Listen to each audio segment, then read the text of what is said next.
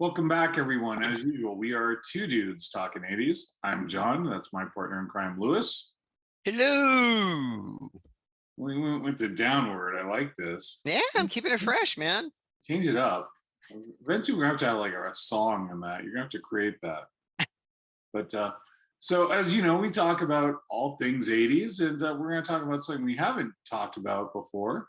We're going to talk about what it was like to be cruising in the 80s. Yes, back in the day before you had Netflix and everything that you could ever want on your phone and streaming and all that, we found entertainment when gas was still $1, just driving around up and down the same blocks. And probably sounds really boring, and there were times it was, but a lot of times it was a heck of a lot of fun too. So, Lou, what was I know the answer, and most people know the answer, but what was your go-to cruising vehicle? Right here, baby. Appropriately Yeah. enough. Yeah, I've had this car since I was almost 20 when I bought the car. And a story that comes to mind that I don't think I've ever even shared with you about once when I was cruising on the El Camino is my original car was very stripped down. It had no electric anything, right? It was cranked down windows and had like just an AM FM stereo, no cassette. It was just absolutely bare bones. Kind of like your And car now. what's that? Kind of like the car you drive now, ideally. Well, yeah, my daily driver is definitely bare bones as well. Um, so when I bought my Monte Carlo, it had electric everything, right? And I remember like it was either the day after I bought it or something that I went cruising on the El Camino, and I was alone. And I pulled up next to these two girls in the car, and she's all like, "What kind of car is that?" And I was trying to figure out how to roll down the window, and I couldn't. And I think I got it to like roll down this much, I just like had a conversation with her through the window with it just down that much because I was just like I don't know. I was just like all flabbergasted and trying to figure out how to make things work.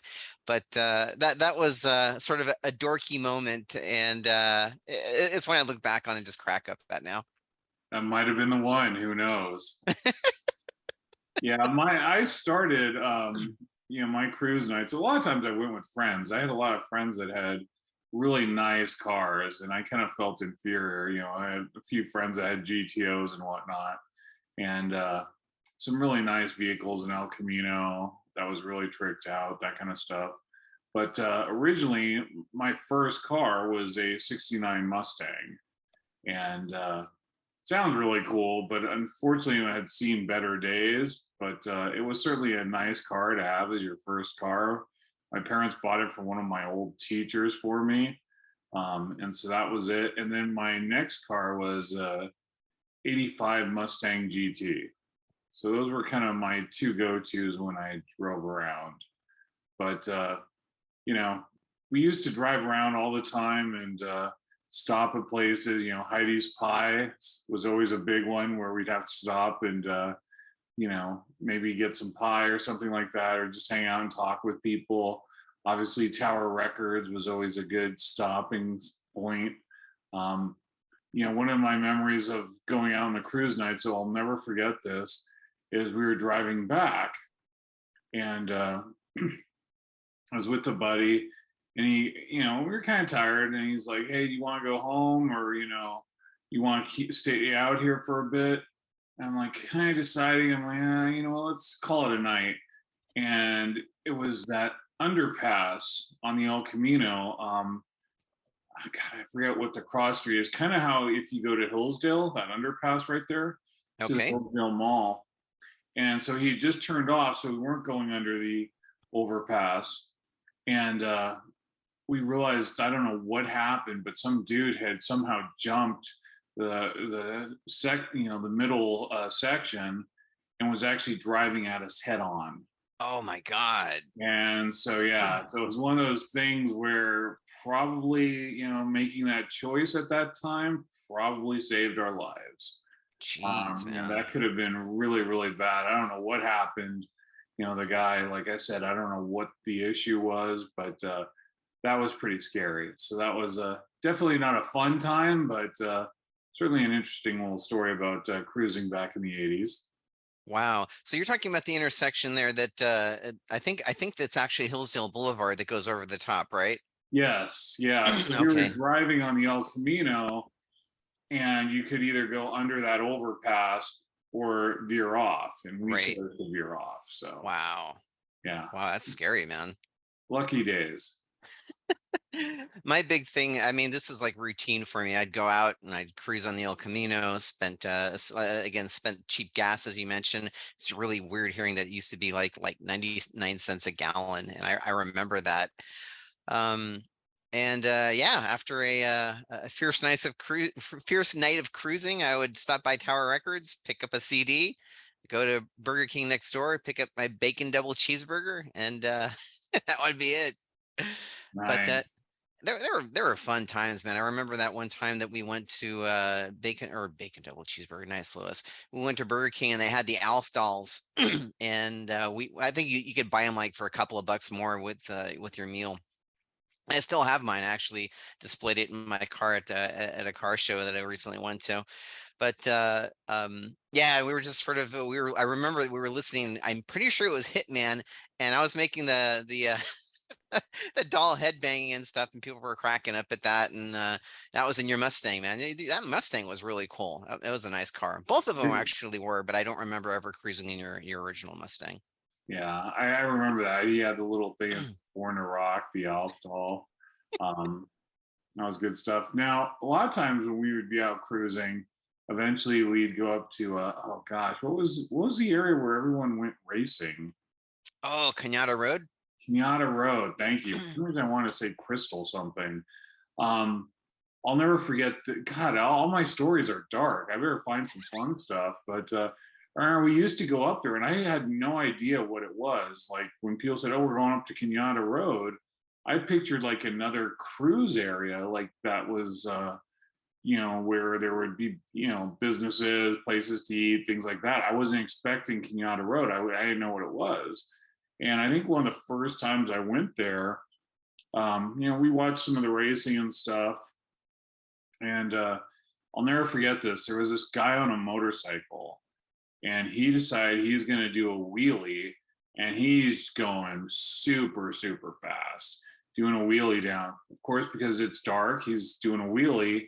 His light is pointed up to the sky. His, Right. headlight is pointed up to the sky. Well, somebody in a pickup truck decided they were going to turn around and do a 3-point turn, and Oh you're just no. watching this in horror, like almost like time slowed down, and you're like, this is bad.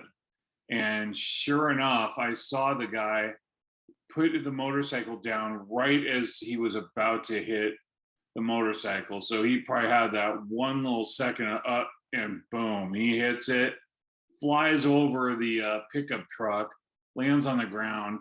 To this day, I don't know how the heck he got up, and his bike was just destroyed.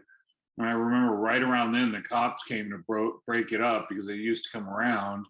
And sure enough, they came around, and he just left that bike, and he was jumped in somebody's car, and he was off. So Wow. So he yeah, actually got up and walked away from that. I don't know how. Yeah, it was pretty crazy. So I almost wonder if he didn't realize, have enough time to like tense up or anything else like that, because that's usually, the biggest issue, that, you're all tense, and that's what the impact will do to you. But yeah, he walked away. It was crazy. Yeah, yeah, definitely the darker side of cruising on the El Camino in San Mateo. Well, going to Kenyatta Road to do illegal street racing. So, but I mean, we kind of did that, right? We, every now and then, I don't know if you went up there a lot. Every now and then we'd veer up there and go to Kenyatta Road. And I eventually told my buddies, I'm like, I'm not comfortable with this. We gotta, knock this stuff off, because, the cops were coming too often, and, it just didn't seem really safe. Right, right. I do remember Cañada Road. I mean, I remember there being a lot of testosterone and stuff on the El Camino, and people, sort of you know, picking fights, if you will, to drag race. And it's like, yeah, let's take it to Cañada Road, man. Let's take it to Cañada Road. So that was the place to go and do it. And I guess it's because it was sort of secluded and, as you mentioned, sort of dark, and that's sort of where people went. And it had a long straightaway. It's That funny too. you mentioned that testosterone. I remember one time we were out there, um, and we had these two guys next to us, and we could see they were drinking alcohol. And I forgot why, but for some reason they wanted to mess with us, and we weren't having it. So my buddy pulls over. There was a cop there, and he goes, "Hey, just so you know, those two guys in that truck over there, they're drinking. They're open containers in there." And he's like, "Are you telling me the truth?" And my buddy goes, "Well, look, I'm out here all night. This is my car, so if I'm not telling you the truth, come stop me later." And we saw him a little bit later, and they had actually gotten pulled over, and we saw him getting handcuffed. Wow. Yeah, there's gonna be a fun story in here one of these times. Right now, I'm just not thinking of any of the really fun ones, but yeah, we'll go with that. I've got another Sure. one that's pretty funny. I'm sorry. Go ahead and finish. No, please, please. That I remember this is when I first got my car, my first car, and cruising the El Camino was brand new to me. And when I discovered that, I was just like, "Are you kidding me? This is freaking awesome!" And I was out there a lot, and I was alone during this time. I remember it was on 25th Avenue, on that light, and I was stopped there, and again there was like this truckload of girls over to the side, and I was like looking at them. We were like trying to interact and stuff, and they were like giggling, and the cars next to me on my left started going forward. So I just assumed that the light was green for me when it wasn't, right? It was green only for the cars turning left. So I just started moving forward, and of course, the San Mateo's Finest was sitting right there, and they gave me my very first ticket. And I've never gotten a speeding ticket. It's always been for ridiculous things like running red lights or illegal U-turns or something like that. But and then yeah, the truckload of girls came by, and they're all pointing at me and laughing at me. And again, not one of my proudest moments, but makes for a funny memory now that I look back on it. That actually was cruise night was my first ticket too. I was in my Mustang, and we were at Hillsdale Mall, and we were making the turn onto El Camino. We were making a left-hand turn on El Camino, and there are three lanes, as you know, right where it used to be the Hillsdale Cinema. Hmm. And so we got the green light to go, and I was going, and I was in the far right-hand lane closest to the curb. And as I'm driving, a woman had just stepped off from the center median into the first lane closest to the center. Well, I was nowhere near her. I wasn't speeding at all, and I kept going. Sure enough, I got lit up and I got pulled over. And the cop said, "You know, I pulled you over." I'm like, "I have no idea." He goes, "Oh, because you didn't wait for that pedestrian." And I'm like, "You're kidding, right?" And so he cited me for it. I had to, because I was a juvenile, I had to go with my mom to juvenile court. And we go to court, and I'm talking to the judge. It was really strange. I don't know what it's like these days, but it was me and my mother were in this room with the judge. And he goes, "Well, how do you plead?" I said, "Guilty with an explanation." And he goes, "Okay, what's your explanation?" I said, "Well, sir, if you look at it," I said, "I wasn't speeding. The person was in no danger whatsoever. They were in the, there were two lanes separating us." I said, "I didn't realize that I had to wait for her, even though she was that far away. So that's my mistake. So, yes, I'm guilty of that. But I think if it wasn't for the fact that it was a Friday night and I'm kind of in a cooler car on a cruise night, I never would have been stopped." And the judge looks at me for a little bit, looks at my mother, and he goes, "You're right. And I agree with you. And I'm going to sign off on this ticket. You're not going to have to pay it." He goes, "But don't be going around telling your friends that you found the easy judge at this." And he's like, "I'm going to have, your name in front of me." He goes, "Because if you get sent back here, I'm going to throw everything I can at you." I'm like, "Yes, sir. Okay." And, as luck would have it, I never got sent back there. So I'm sure it was all just to scare me, but it worked. How awesome is that, man? Yeah, that was my first ticket too. So I remember that we'd always cruise on the El Camino. It was just like I don't know, it was maybe 1 mile, mile and a half stretch that we would just go do between Lyons and Hillsdale. And we'd stop at Lyons every once in a while, usually at the end of the night, and get like really horrible food for us, like hot chocolate and onion rings and deep fried cheese sticks and whatnot. But it was Healthy, really cool. healthy boy needs. Yes, exactly. But it was really cool because everybody did it, and then it was like a party there. As you saw a lot of the people that were out cruising at the end of the night, hanging out there, and I miss those times, man. We recently had a Bay Area cruise night. They do that once a Well, year hold here. on, we're gonna get to that. I want to leave Sure. that to the end if you don't mind. Oh, sure, sure, sure. You don't mind, so. No, not at all. But But, yeah, I miss that stuff, man. I just recently a friend of mine, Steve Spees, showed me a picture of um I think it was Alex and my friend Craig, and they're sitting in this booth at Lions, and it's just like, man, that brings back such memories. It was a really cool time. It was a really, really cool time. that's one of the things I really, wish we had had back in those days is, the cell phones. I mean, maybe not everything that they have nowadays, but just if we had a phone that had a camera so we could capture all that stuff. I mean, I think that would, there were so many nights where it's like, oh man, I wish I had a photo from this night, or I wish I had this. And, one of the things that I'm really aware of nowadays is trying to at least document something from everything that I do that I think is a fun night or something out of the ordinary for an experience, so I have it to look back on. And I even when I did the intro for this, I'm like, geez, it was hard to find anything that was 80s cruise nights. At least I couldn't find a lot of stuff, and would love to have some pictures from those days. Yeah, yeah, for sure. I remember one time it was later on in the evening, and I was with this friend of mine. His name's Scott Hansen, and he was taking a picture of the Belmont Theater. And I thought, why are you taking a picture of the Belmont Theater? So, well, these things aren't going to be here forever, man. Sometimes, sometimes these things go under or they change. I'm like, that thing will be there forever. That's ridiculous.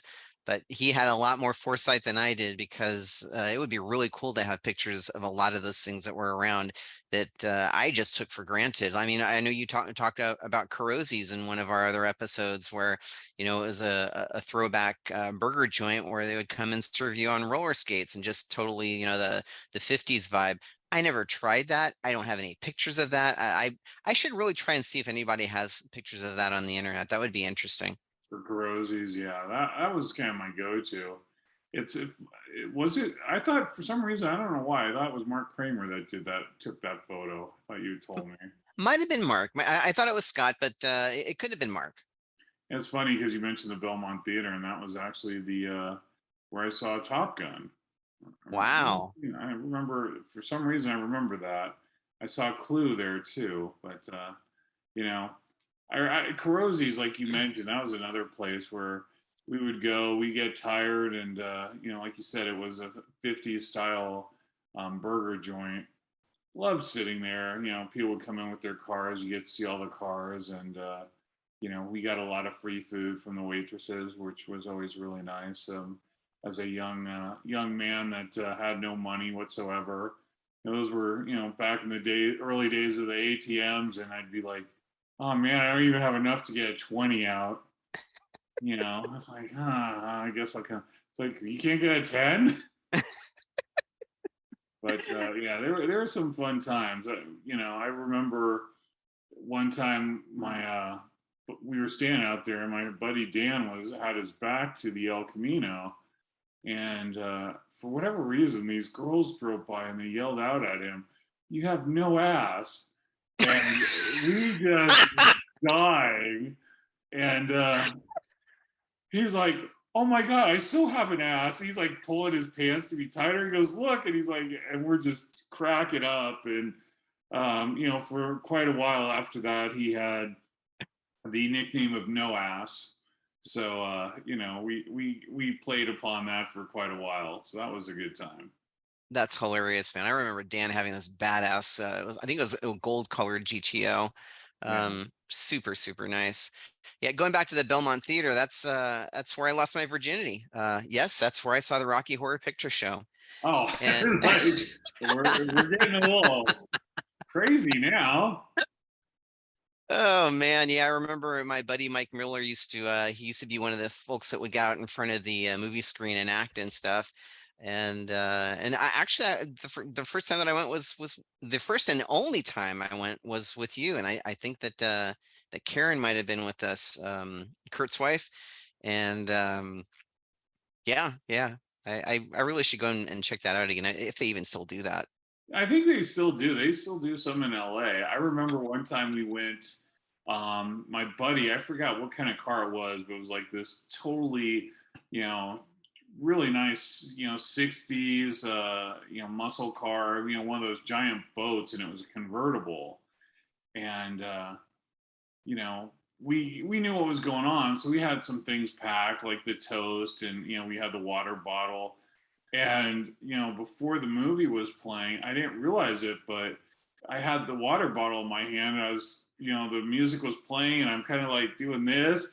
And my buddy turns, he goes, "Dude, you're shooting it right in my ear," because we had some in one row, some in another. I'm like, "Oh, sorry." But of course, now I was like, okay, I'm gonna be an a-hole and just continue to do it. And he was getting pissed. Well, unbeknownst to me, and it was cold that night. It was a really cold night. The guy had a fire extinguisher filled with water in his car. So Oh he man. gave it to Angelo and let Angelo get his revenge and soaked me. I was freezing and I'm begging him, like, guys, put up the top. And they're like, oh, no, it's a good night. It's like, oh, I hate you. So probably deserved it, but I think I got it a lot worse than what I gave. So um, that was definitely one of those times I remember.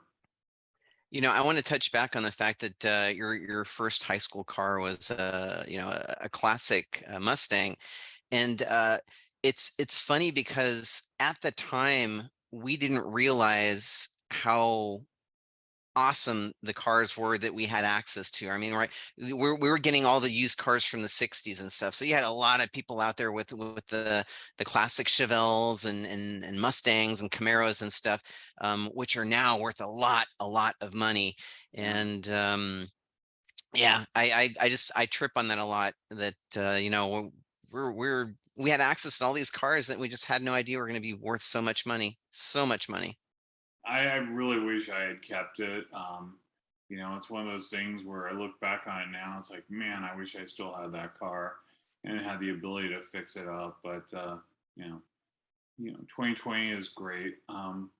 So, when you were cruising the L, what was your go-to for music? Oh man. I ended up not going with Leatherwolf. I left Oh no, Leatherwolf I'm saying in general. in general. Back in the day. Back in the day, definitely Dio, definitely Dokken, definitely Ingve. Even for a while there, Prince. Wow. Yeah, yeah. When he came out with Purple Rain, a friend of mine turned me on to that, and it's like, wow, this is actually really good. Very very uncharacteristic for me to be into anything that wasn't metal, but I dug that. Um, but those are the ones that come to mind immediately. Those are some of the first cassettes that I ever bought, and yeah, yeah, for sure those. Motley Crue as well.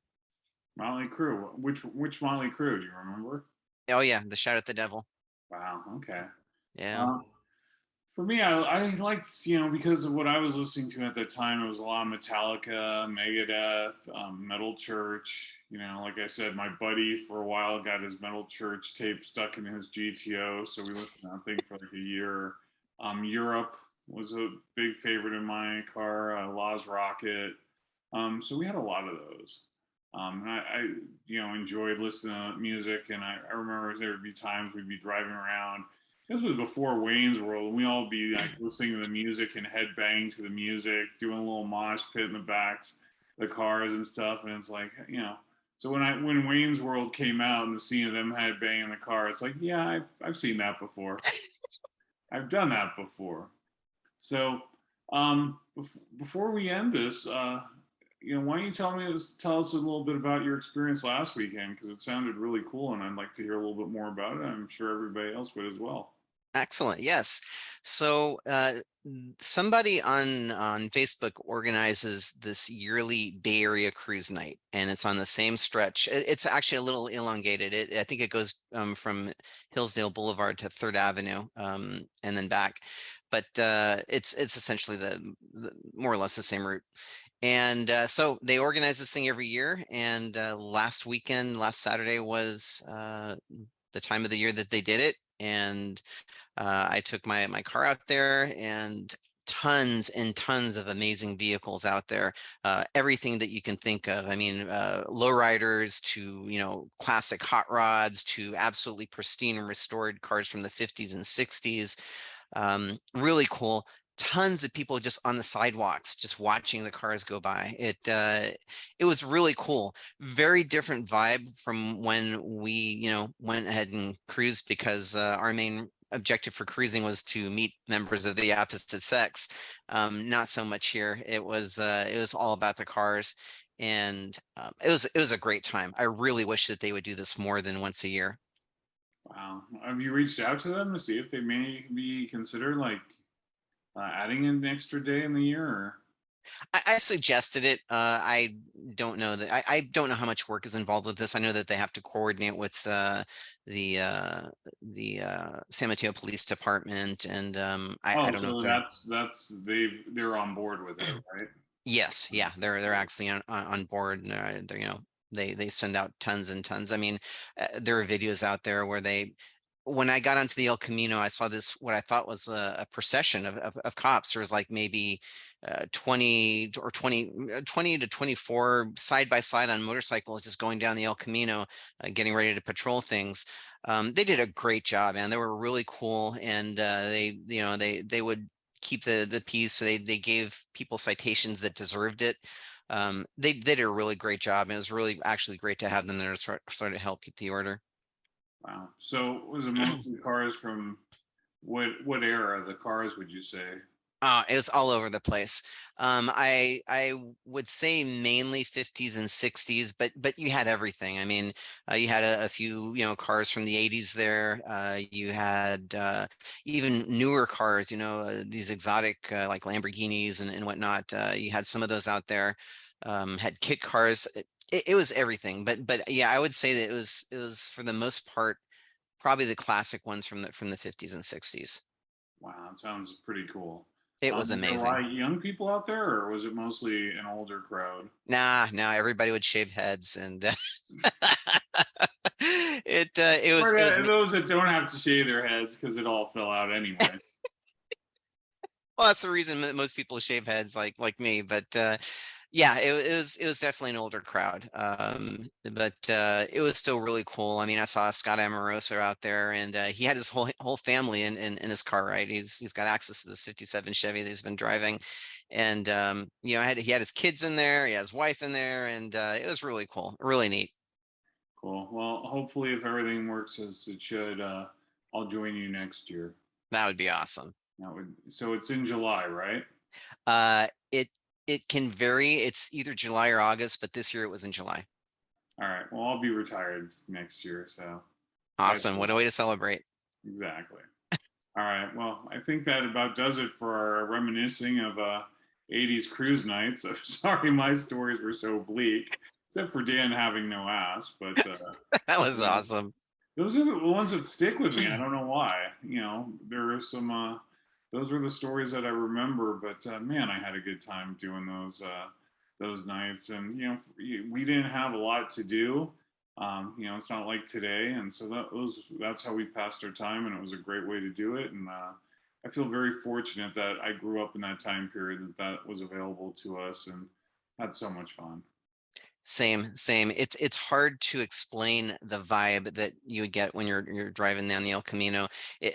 I'm sure it sounds really stupid to younger kids of this day and age, but it was just, I don't know, anticipation. You don't know what's going to happen, who you're going to meet, or what's you just didn't know, and it was fun. It was a lot of fun. I dug it. I dug it, and I agree. I'm very happy and fortunate that I got to experience that. Awesome, and hopefully we'll experience it together next year. Amen, brother. All right. Well, thank you guys as always for watching. If you have any cool cruise memories that aren't as dark as mine, please put them in the comments. We'd love to hear them. And Lou, take us out, brother. Peace out. Thank you guys.